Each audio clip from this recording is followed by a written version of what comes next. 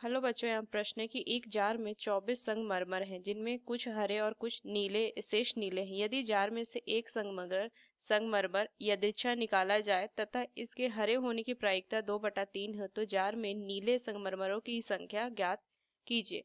तो चलिए इस प्रश्न को हल करते हैं। मुख्य अवधारणा अगर मैं इस प्रश्न में लिखूं, मुख्य अवधारणा तो देखिए, अगर किसी भी घटना की प्रायिकता, मान लीजिए घटना ई है तो उसकी प्रायिकता ज्ञात करने का जो सूत्र होता है वो ये एन ऑफ ई बटा में एन ऑफ एस होता है, जहाँ पे एन ऑफ ई जो होता है वो क्या होता है, ये अनुकूल अनुकूल परिणाम होते हैं, अनुकूल परिणाम। और यहाँ से एन ऑफ एस जो है वो कुल संभावित परिणाम होते हैं, संभावित परिणाम होते हैं। तो चलिए इस प्रश्न को अब हल करते हैं।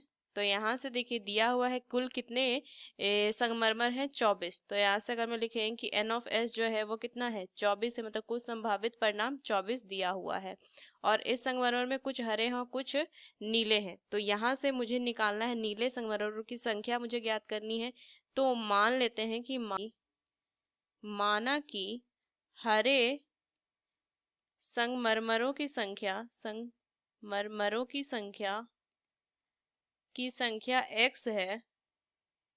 x है, तो नीले संगमरमरों की संख्या क्या हो जाएगी, ये हो जाएगा 24 माइनस एक्स, ये लिख सकते हैं नीले संगमरमरों की संख्या।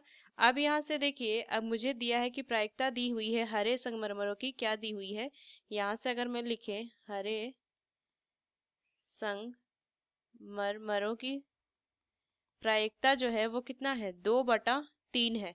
तो ये 2/3 किसके बराबर हो जाएगा, हरे संगमरमरों की संख्या में अनुकूल परिणाम कितने हो जाएंगे, ये क्या है x हमने माना और कुल परिणाम 24, तो ये किसके बराबर हो जाएगा, 2/3 के बराबर होगा। तो यहाँ से हम लिखेंगे तो x बराबर क्या हो जाएगा, 2/3 गुना में 24, तो यहाँ से हो जाएगा 8। तो x बराबर कितना आ जाएगा, ये 16 लिख देंगे। अब ये 16 क्या हमने माना था, हरे संगमरमरों की संख्या। तो यहाँ से अगर मैं नीले संगमरमरों की संख्या जो होगी की संख्या, ये कितनी हो जाएगी, 24 माइनस 16, तो ये हो जाएगा 8। तो ये मुझे ज्ञात करना था, तो 8 इसका सही उत्तर होगा। तो इस मुख्य अवधारणा का इस्तेमाल करके हमने इस प्रश्न को हल किया। आशा करते हैं ये प्रश्न आपको समझ में आया। धन्यवाद।